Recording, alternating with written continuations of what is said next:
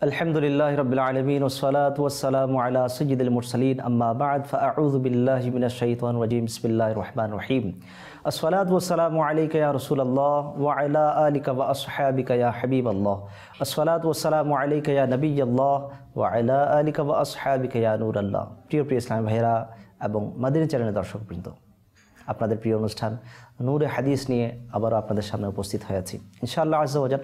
আজকের অনুষ্ঠানে আমরা রাসূল পাক সাল্লাল্লাহু তাআলা আলাইহি ওয়া সাল্লামের হাদিসে পাক সম্পর্কে শুনব। কোন হাদিসে পাক যেখানে নতুন কোনো জিনিস ইসলামের মধ্যে আমরা যা দেখি, যা অ্যাড হয়েছে অথবা যেটার প্রচলন হয়েছে, এটার ভিত্তি কোরআন হাদিসের মধ্যে কোথায় রয়েছে, রাসূল পাক সাল্লাল্লাহু তাআলা আলাইহি ওয়া সাল্লামের হাদিসে পাকের আলোকে ইনশাআল্লাহ আযজা ওয়া জাল এর বিশ্লেষণ আমরা শুনব। চলুন শুরুতে হাদিসে পাক এর আলোচনা দুরুদে পাক এর ফজিলত নিয়ে শুরু করছি। রাসূল পাক সাল্লাল্লাহু তাআলা আলাইহি ওয়া সাল্লাম ইরশাদ করেন, জায়্যিনু মাজালিসাকুম বিসসালাতি আলাইয়া ফা ইন্না সালাতাকুম আলাইয়া নূরুল লাকুম ইয়াউমাল কিয়ামা। অর্থাৎ তোমরা তোমাদের মজলিস সমূহকে, তোমরা তোমাদের বৈঠক সমূহকে আমার উপর দরুদ শরীফ পড়ার মাধ্যমে সজ্জিত করে নাও, কেননা তোমাদের দরুদ শরীফ পড়াটা আমার উপর বরোজে কেয়ামতের দিন তোমাদের জন্য নূর হবে। সাল্লু আলাল হাবিব সাল্লাল্লাহু তাআলা আলা মুহাম্মদ সাল্লাল্লাহু তাআলা আলাইহি ওয়া আলিহি ওয়াসাল্লাম।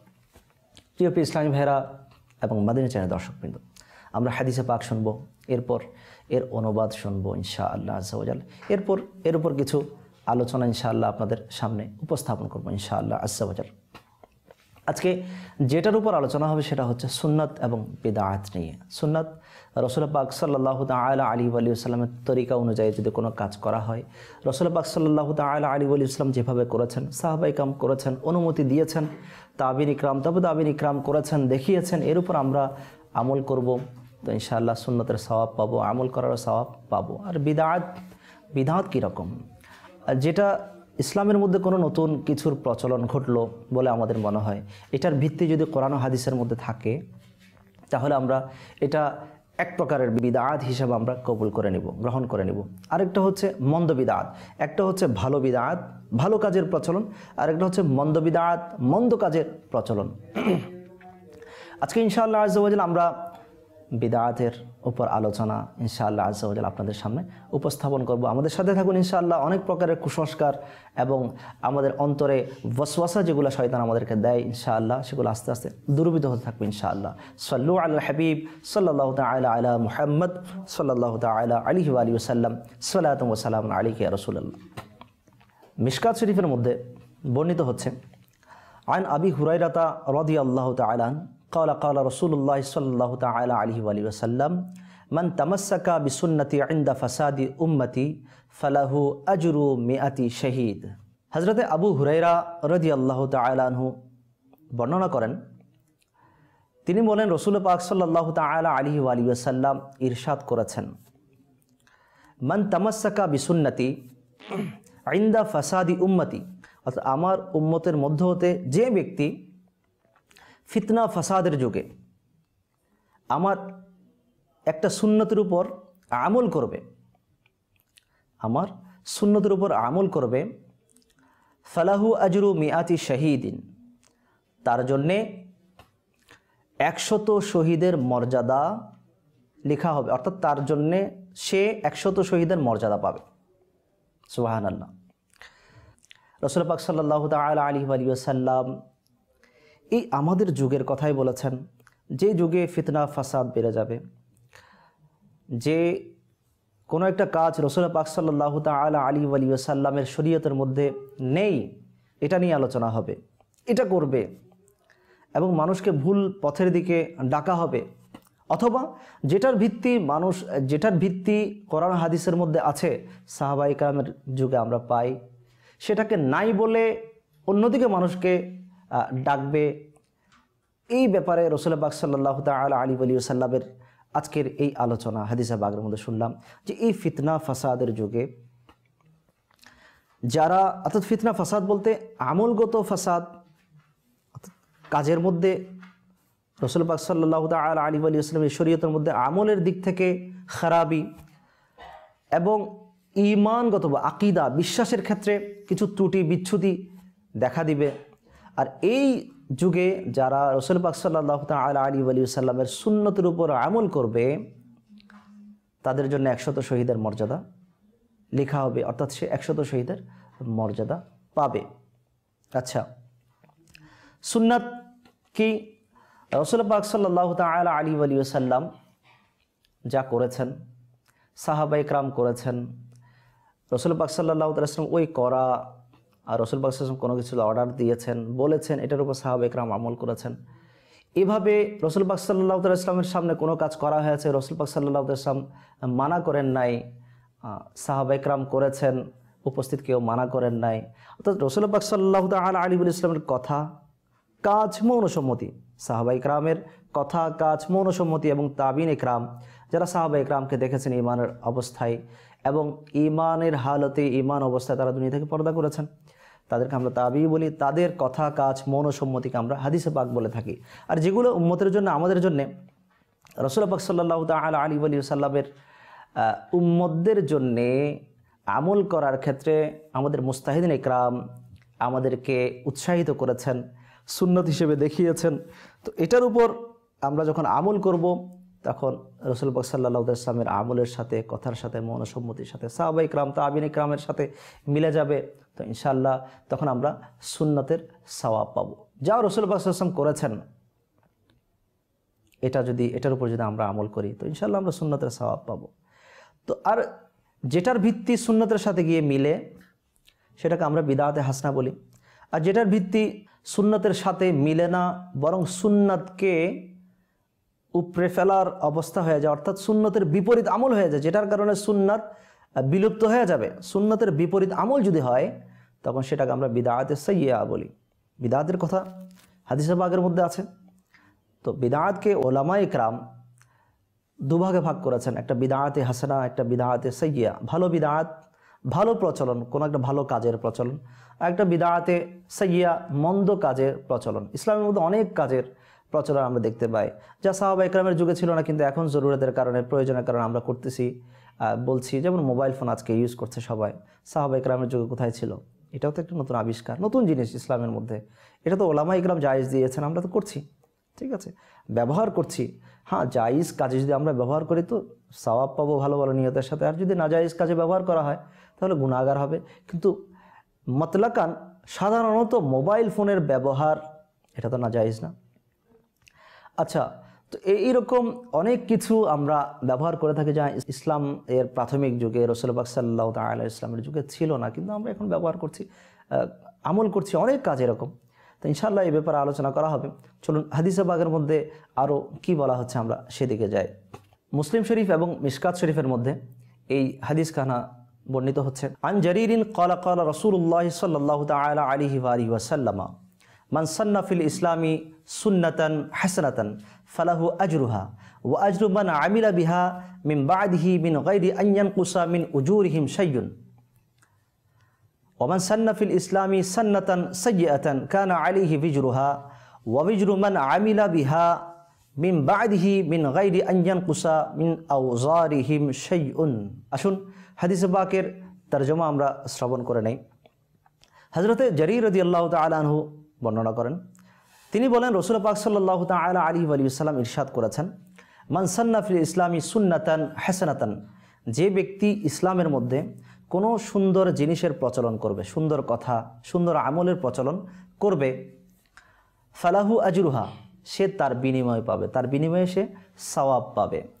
ওয়া আজরু মান আমিলা বিহা মিন বা'দিহি, এবং তারপরে যারা ওই নতুন কাজের উপর, নতুন প্রচলনের উপর, নতুন কথার উপর যারা আমল করবে তাদের সওয়াবও সে পাবে। ওয়া আজরু মান আমিলা বিহা মিন বা'দিহি মিন গায়রি আন ইয়ানকুসা মিন উজুরিহিম শাইউন, অর্থাৎ তারপরে যারা আমল করবে তাদের সওয়াবে কোনো ঘাটতি ছাড়াই, কমতি ছাড়াই ওই ব্যক্তি, অর্থাৎ যে প্রচলন করেছে সুন্দর কাজটার, সেটার সওয়াব সে পরিপূর্ণ পাবে, এবং যারা আমল করবে তাদের সমপরিমাণ সওয়াব সে পাবে। সুবহানাল্লাহ। ওয়ামান সান্না ফিল ইসলামি সান্নাতান সাইয়্যাতান, এখানে সুন্নাতান সাইয়্যাতানও আমরা বলতে পারি, সান্নাতান সাইয়্যাতানও বলতে পারি। ওয়ামান সান্না ফিল ইসলামি সান্নাতান সাইয়্যাতান, আর যে ব্যক্তি ইসলামের মধ্যে কোনো মন্দ কাজের প্রচলন করলো, মন্দ কাজের প্রচলন করলো, কানা আলাইহি বিজরুহা, সে তার গুনাহ পাবে, তার উপর তার গুনাহ বর্তাবে। ওয়াবিজরু মান আমিলা বিহা মিন বাদিহি, এবং তার পরবর্তীতে যারা ওই মন্দ প্রচলনের উপর, মন্দ কথার উপর, মন্দ কাজের উপর আমল করবে, তার গুনাহ সে পাবে, তার উপর বর্তাবে। এমন না যে মিন গায়রি আন ইয়ানকুসা মিন আওজারিহিম শাইয়ুন, যারা তার পরবর্তীতে ওই মন্দ কাজের উপর আমল করেছে আর তাদের কাছ থেকে কিছু গুনাহ কমিয়ে দিয়ে তাকে শাস্তি দেওয়া হবে, তাকে সমপরিমাণ গুনাহ দেওয়া হবে, এরকম না। তো যারা তার পরবর্তীতে আমল করবে এটার গুনাহ তো তারা পাবে, আর সমপরিমাণ গুনাহ ওই প্রচলনকারীর আমল নামায়ও বর্তাবে। সাল্লু আলাল হাবিব সাল্লাল্লাহু তাআলা আলা মুহাম্মদ সাল্লাল্লাহু তাআলা আলাইহি ওয়া আলিহি ওয়াসাল্লাম, সালাতু ওয়া সালামুন আলাইকা ইয়া রাসূলুল্লাহ। প্রিয় ইসলামী ভাইরা এবং মাদানী চ্যানেল দর্শকবৃন্দ, শুনে নিলাম যে রাসূল পাক সাল্লাল্লাহু তাআলা আলাইহি ওয়া আলিহি ওয়াসাল্লাম এই হাদিসখানা বর্ণনা করেছেন, যা আমরা মুসলিম শরীফের মধ্যে পাই, যা সিহা সিত্তা কিতাবের মধ্যে উল্লেখযোগ্য একটি গ্রন্থ হচ্ছে মুসলিম শরীফ। এবং এগুলো থেকে সংকলন করে যেই কিতাবখানা লেখা হয়ে আছে মিশকাতুল মাসাবি, যেটা আমরা পড়ে থাকি, মিশকাত শরীফের মধ্যে এই হাদিসখানা উল্লেখ করেছেন যে রাসূল পাক সাল্লাল্লাহু তাআলা আলাইহি ওয়া সাল্লাম স্পষ্ট বলে দিয়েছেন, আমার পরে ইসলামের মধ্যে যারা সুন্দর জিনিসের প্রচলন ঘটাবে সে ওটার সওয়াব পাবে। ভালো জিনিসের যে প্রচলন করবে সেটা সওয়াব সে পাবে, এবং সে তার সওয়াব শুধু ততটুকু নয়, তারপরে যদি কেউ ওই আমলের উপরে, কাজের উপর যদি আমল করতে থাকে তাদের সমপরিমাণ সওয়াব সে পাবে। এমন না যে তার পরবর্তীতে যারা আমল করবে তাদের সওয়াব কিছুটা কমিয়ে ওই প্রবর্তনকারী অর্থাৎ প্রচলনকারীকে সওয়াব দেওয়া হবে, এরকম না। এভাবে এর সাথে সাথে রাসূল পাক সাল্লাল্লাহু তাআলা আলাইহি ওয়া সাল্লাম আরও ইরশাদ করলেন, ওমান সান্না ফিল ইসলামি সান্নাতান সাইয়্যাতান, আর যে ব্যক্তি ইসলামের মধ্যে কোনো মন্দ জিনিসের প্রচলন ঘটাবে, মন্দ বিদআত, মন্দ আবিষ্কার, মন্দ কাজের প্রচলন করলো, কেমন, তাহলে কানা আলাইহি বিজরুহা, এর বিনিময় এর গুনাহ সে পাবে, এটার গুনাহ তার উপর বর্তাবে। আচ্ছা, এতটুকুতে শেষ না, এর পরবর্তীতে যারা এর উপর আমল করবে তাদের গুনাহের সমপরিমাণ গুনাহ ওই ব্যক্তি পাবে যে প্রচলন করেছে মন্দ বিদআত, মন্দ কাজ, সেই ওই গুনাহ পাবে। এমনকি যারা আমল করছে পরবর্তীতে তাদের আমল থেকে তাদের গুনাহ কিছুটা কমিয়ে দেয়া হবে, এরকম না। তারা তাদের যারা আমল করছে তারা তাদের সমপরিমাণ গুনাহ পাবে, তারা তাদের গুনাহের প্রতিদান পাবে, এবং ওই গুনাহ, সমপরিমাণ গুনাহ ওই প্রচলনকারীর উপরও বর্তাবে।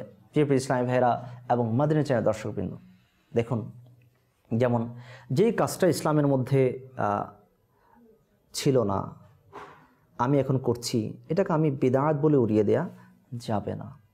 তা রাসূল পাক সাল্লাল্লাহু তাআলা আলাইহি ওয়া সাল্লাম স্পষ্ট হাদিসে পাকের মধ্যে ইশারা দিয়ে গেছেন যে আমার পর ইসলামের মধ্যে অনেক কিছুর প্রচলন ঘটবে। হ্যাঁ, এটার ভিত্তি যদি কোরআন ও হাদিস ভিত্তিক হয়, এটার ভিত্তি যদি সুন্নাহ মুআফিক হয়, সুন্নাহর সাথে টকরাও হয়, সুন্নতের সাথে বিরোধিতা করে, এমন যেন না হয়। যদি এমন হয় তাহলে এটা পরিত্যাজ্য, আমরা এটা পরিত্যাগ করব।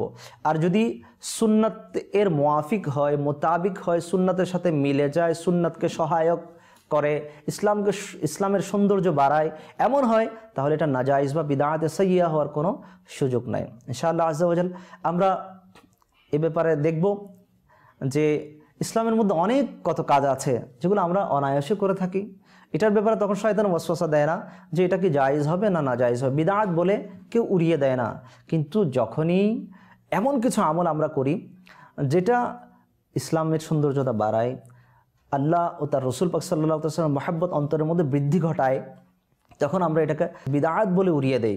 কিন্তু চলুন আসুন আমরা এমন কিছু বিদআত যা আমাদের এই সংস্কৃতিতে চারিদিকে দেখি আমরা, এটা কোন বিদআত আমরা একটু দেখে নেই। সাল্লু আলা হাবিব সাল্লাল্লাহু তাআলা আলা মুহাম্মদ সাল্লাল্লাহু তাআলা আলাইহি ওয়া সাল্লাম, সালাতু ওয়া সালামুন আলাইকা ইয়া রাসূলুল্লাহ। প্রিয় ইসলামী ভাইরা এবং মাদানী চ্যানেল দর্শকবৃন্দ, কিবলা শেখ তরিকত আমির আহলে সুন্নাত, আমির দাওয়াত ইসলামী আবু বিলাল মোহাম্মদ ইলিয়াস আত্তার কাদেরী রাজাভি জিয়াই দামাত বারাকাতুহুল আলিয়া, ওনার বিশ্ববিখ্যাত কিতাব নামাজের আহকামের মধ্যে এই বিষয়ে কিছু আলোচনা এখানে উপস্থাপন করেছেন। বিদআতে হাসানা, ভালো বিদআত, এবং বিদআতে সাইয়্যা, মন্দ বিদআত সম্পর্কে। যেমন দেখুন, এইভাবে আমাদের অন্তরে কুমন্ত্রণা আসে। কিবলা শেখ আমির আল সুন্নাত ফাইজানে আজান অধ্যায়ের মধ্যে বলে যে সুলতানে মদিনা সাল্লাল্লাহু তাআলা আলাইহি ওয়া সাল্লামের পার্থিব জীবনে এবং খুলাফায়ে রাশিদিনের যুগে আজানের পূর্বে দরুদ শরীফ পাঠ করা হতো না, সুতরাং এটা করা মন্দ বিদআত এবং গুনাহ, এরকম ওয়াসওয়াসা আমাদের অন্তরে আসে। তখন আমির আল সুন্নাত এই কুমন্ত্রণার উত্তর দিচ্ছেন, যদি এই নিয়ম মেনে নেওয়া হয় যে সমস্ত কাজ ওই যুগে ছিল না তা এখন করা মন্দ বিদআত ও গুনাহ, তবে বর্তমান যুগের শৃঙ্খলায় বিনষ্ট হয়ে যাবে। এর অগণিত উদাহরণ সমূহ হতে মাত্র 12টি কিবলা শেখ আমির আল সুন্নাত এখানে দিচ্ছেন। তা আমরা একটু শুনে নিই। ওই সমস্ত কাজ যা আমরা করে থাকি, এই সমস্ত কাজ যা আমরা করে থাকি ওই বরকতময় যুগে কিন্তু ছিল না, অথচ তা বর্তমানে সবাই আমরা গ্রহণ করে থাকি। যেমন নাম্বার 1, কোরআনে পাকে নুক্তা ও হরকত। কোরআনে পাকে যেটা আমরা নুক্তা, বিন্দু, ফোঁটা দেখি, যেমন বায়ের নিচে আমরা নুক্তা দেখি, একটা বিন্দু। আমরা তায়ের উপরে 2টা আমরা নুক্তা দেখি, বিন্দু দেখি।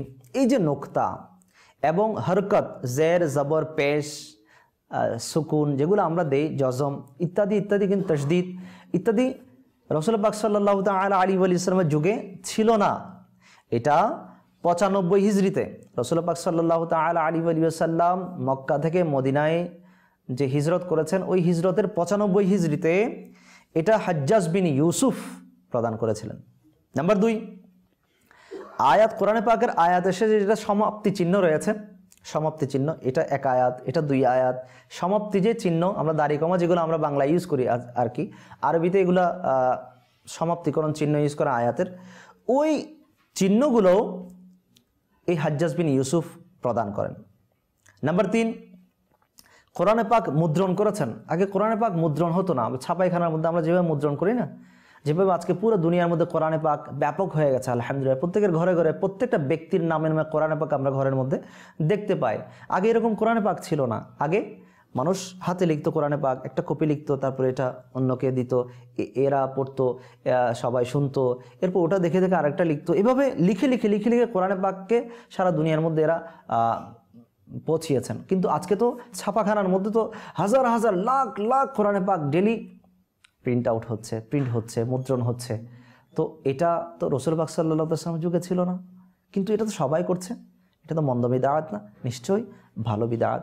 ভালো বিদআত বলে সবাই এটা কবুল করে নিয়েছেন, যদিও এটা রাসূল পাক সাল্লাল্লাহু তাআলা আলাইহি ওয়া সাল্লামের যুগে ছিল না, কিন্তু এটা ইসলামের সৌন্দর্যকে বাড়িয়েছে, ইসলামের উপর আমল করাকে খুব সহজতর করেছে। নাম্বার 4, মসজিদের মধ্যবর্তী স্থানে যেটা আমরা মেহরাব বানিয়ে থাকি গোল করে, ইমামের জন্য একটা আলাদা জায়গা আমরা দেখাই যে এখানের মধ্যে ইমাম দাঁড়ান, যে ইমামের জন্য একটা স্পেশাল নির্দিষ্ট জায়গা আমরা মেহরাবের ওখানে আমরা করে নেই, নির্দিষ্ট করে নেই। এটা কিন্তু আগের যুগে ছিল না। 4 কোণা মসজিদ ছিল, কাতারে সবাই দাঁড়াতো, ইমাম সামনের এক কাতারে দাঁড়াতো, এভাবেই কিন্তু নামাজ পরিচালিত হতো। কিন্তু এটা ওয়ালিদ মারওয়ানির যুগে প্রথমেই করা হয়েছে যে ইমামের জন্য আলাদা একটা জায়গা মেহরাব সদৃশ বানানো হয়েছে। এটাও নতুন কাজ। নাম্বার 5, 6 কালেমা, আমরা যেগুলো কালেমায়ে তাইয়্যিবা, কালেমায়ে শাহাদাত, কালেমায়ে তামজিদ, কালেমায়ে তাওহীদ আমরা যেগুলো পড়ে থাকি, এইগুলো আগে ছিল না, কিন্তু আমরা বাচ্চা সবাইকে শেখাচ্ছি, আমরা এটার উপর আমল করছি। ইমানে মুফাসসাল, ইমানে মুজমাল, এগুলো ইত্যাদি আমাদের সামনে আসছে, আমরা পড়ছি, এগুলো মুখস্থ করাচ্ছি, এগুলো আগে ছিল না। আচ্ছা, নাম্বার 6, ইলমে সরফ, ইলমে নাহু, আমরা যে আরবি ব্যাকরণ, ইলমে নাহু, ইলমে সরফ শিখছি, শেখার জন্য না কোনো সাহাবা একরাম এসেছেন, পড়েছেন। এটা রাসূল পাক সাল্লাল্লাহু আলাইহি ওয়াসাল্লামের যুগে কি ইলমে সরফ, নাহু ইত্যাদি শেখানো হতো না, এখন শিখাচ্ছে। তো এটাকে তো কেউ নাজাইজ বলে না, বিদআত বলে না, এটা তো ইসলামের মধ্যে চলেই আসছে, বাস আমরা করছি, এটাকে কেউ আমরা মন্দ বিদআত বলি না। হ্যাঁ, এটা বিদআত। কোন বিদআত? বিদআতে হাসানা, ভালো বিদআত। নাম্বার 7, ইলমে হাদিস এবং হাদিসের প্রকারভেদ। ইলমে হাদিস আমরা পড়ছি, আচ্ছা, বুখারী শরীফের দরস হচ্ছে, তিরমিজি শরীফের ক্লাস হচ্ছে, আবু দাউদ শরীফের ক্লাস হচ্ছে, সিহাহ সিত্তার ক্লাস হচ্ছে, অনেক হাদিসে পাকের দরস হচ্ছে, বৈঠক হচ্ছে, পড়ানো হচ্ছে। এভাবে এটা তো সাহাবা একরাম তো এভাবে হাদিসে পাকের দরস যে বসে বসে বুখারী শরীফ পড়িয়েছেন এরকম না। বুখারী শরীফ তো আসছে রাসূল পাক সাল্লাল্লাহু তাআলা আলাইহি ওয়া সাল্লাম অনেক পরে, প্রিয় ইসলামী ভাইরা, মাদানী দর্শকবৃন্দ। তো এগুলা নতুন আবিষ্কার, এটাও বিদআত। কোন বিদআত? বিদআতে হাসানা, ভালো বিদআত যা ইসলামকে সহজতর করেছে এবং আমলকে খুব সহজতর এবং সওয়াব লাভের খুব তড়িৎ উপায় উপকরণ হিসেবে আমাদের সামনে পেশ করেছে। প্রিয় ইসলামী ভাইরা, এরপরে আমরা যাই যে নাম্বার 8, দর্শে নিজামি। আমরা আলিম হওয়ার জন্য যেটা দর্শে নিজামি কোর্স করে থাকি, আলিম হওয়ার জন্য যেটা আমরা শিক্ষা প্রতিষ্ঠানে যাই, পড়ে থাকি, এই যে পড়ানোর সিলসিলা, বিরাট বিরাট বিল্ডিং হচ্ছে, মসজিদ খুব সুন্দর সুন্দর নির্মিত হচ্ছে ইবাদত করার জন্য, ইলমি দ্বীন হাসিল করার জন্য মসজিদ মাদ্রাসা হচ্ছে, এই যে বিল্ডিং, চেয়ার টেবিল, এই সেই ইত্যাদি তো তখন ছিল না, প্রচলন ছিল না। বর্তমানে হচ্ছে, আমরা দর্শে নিজামি করছি, আমরা আলিম হচ্ছি, আমাদের সন্তানদেরকে বানাচ্ছি। তো এটার ধারাবাহিকতা তখন ছিল না, কিন্তু এখন হচ্ছে। তো এটাকে আমি কোন বিদআত বলবো? বিদআতে হাসানা, অবশ্যই ভালো বিদআত, অবশ্যই ভালো প্রচলন, সেজন্য আমরা সবাই গ্রহণ করেছি। যেমন নাম্বার 9, শরীয়ত ও তরিকতের 4টি সিলসিলা। শরীয়ত এবং তরিকত, যেমন মজহাবে হানাফি, মজহাবে শাফিঈ, মজহাবে হাম্বলি, মজহাবে আমরা মালিকি, এভাবে শরীয়ত তরিকতের মধ্যে আমরা কাদিয়া সিলসিলা, আমরা চিশতিয়া বলেন, সোহরাওয়ার্দী বলেন, আমরা মুজাদ্দিদি সিলসিলা বলেন, এভাবে সিলসিলা যেগুলো রয়েছে তরিকতের, আল্লাহ তাআলাকে রাজি করার বিভিন্ন পন্থা আল্লাহর ওলিগণ আমাদেরকে দিয়েছেন। এগুলোর তো তখন আগে প্রচলন ছিল না, এগুলো তো পরে আসছে, কিন্তু এগুলো সবাই গ্রহণ করে নিয়েছে।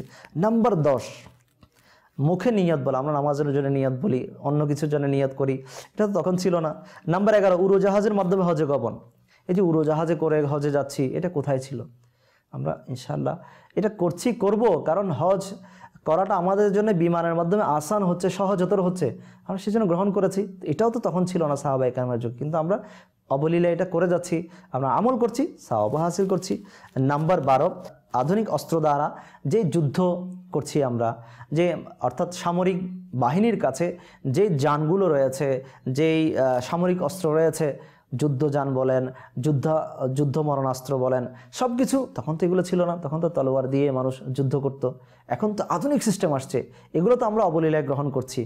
তাই প্রিয় ইসলামী ভাইরা এবং মাদিনী চ্যানেলের দর্শকবৃন্দ, যেই কাজ কোরআন ও হাদিসের মধ্যে স্পষ্টভাবে নেই, কিন্তু এটার মাধ্যমে কোনো সুন্নতের বিদায় হচ্ছে না, যে কাজ কোনো সুন্নতকে বিদায় করছে না, অর্থাৎ সুন্নতের বিপরীত হচ্ছে না, এমন কাজ যদি ইসলামের সৌন্দর্যের জন্য আমরা করে থাকি, তাহলে এটা হচ্ছে সুন্দর বিদআত, অর্থাৎ বিদআতে হাসানা, সুন্দর প্রচলন। ইনশাআল্লাহ করব তো নিজেও সওয়াব পাবো, যে আমল করেছে, যে এটার প্রচলন ঘটিয়েছে তিনিও সওয়াব পাবেন, কিয়ামত পর্যন্ত যারা আমল করবে সবাই সওয়াব পাবে, তৎপরিমাণ সওয়াব প্রচলনকারীও পাবে। আর কেউ যদি মন্দ কোনো কাজ করে থাকে, মন্দ কোনো কাজের প্রচলন ইসলামের মধ্যে ঘটিয়ে থাকে, যেটা কোরআন ও হাদিসের মধ্যে ছিল না, এবং সুন্নতকে বিদায় করছে, অর্থাৎ সুন্নতের বিপরীত হচ্ছে, এটা করার দ্বারা সুন্নত দাফন হয়ে যাচ্ছে। সুন্নতের বিপরীত আমল যদি কেউ করে থাকে, বিপরীত কোনো আমলের প্রচলন যদি ইসলামের মধ্যে ঘটিয়ে থাকে, সেটাকে আমরা বিদআতে সাইয়্যিআ বলবো, মন্দ বিদআত বলবো, যেটার কারণে সে নিজেও গুনাহগার হবে, এবং তার পরবর্তীতে কেউ যদি এটার উপর আমল করে তারাও গুনাহগার হবে, এবং কিয়ামত পর্যন্ত যতজন আমল করবে তাদের সমপরিমাণ গুনাহ ওই প্রচলনকারীর ঘাড়ে বর্তাবে, আমল নামায় বর্তাবে।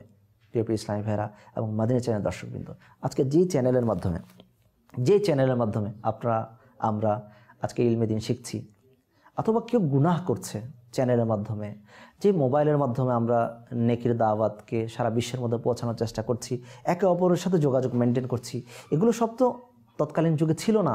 কিন্তু এর বিপরীতে এমন কোনো নিষেধ নাই কোরআন ও হাদিসের মধ্যে যে এগুলো করা যাবে না, নিষেধাজ্ঞা আসে নাই, এবং কোনো সুন্নত এর দ্বারা দুর্বিধ হচ্ছে না, সুন্নতের বিপরীত আমল হচ্ছে না।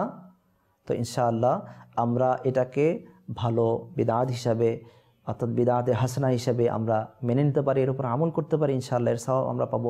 ইনশাআল্লাহ পরবর্তী অনুষ্ঠানের মধ্যে আমরা আরও কিছু আপনাদের জন্য উদাহরণ পেশ করব, যাতে এই বিদআত জিনিসটা এবং সুন্নাত জিনিসটা আমাদের জন্য গ্রহণ করাটা, এর উপর ব্যাপক আলোচনা ইনশাআল্লাহ নিয়ে আসছি। এর উপর একটা ভালো আমাদের জ্ঞানের মধ্যে সমৃদ্ধি ঘটবে, আশা করি। আমাদের সাথেই থাকুন, মাদিনী চ্যানেল দেখতে থাকুন। আল্লাহ তাআলা আমাদেরকে যা শুনেছি এর উপর আমল করার তৌফিক নসিব করুন, আমিন। বিজাহিন নবীল আমিন সাল্লাল্লাহু তাআলা আলাইহি ওয়া সাল্লাম। সাল্লু আলাল হাবিব সাল্লাল্লাহু তাআলা আলা মুহাম্মদ সাল্লাল্লাহু তাআলা আলাইহি ওয়া সাল্লাম।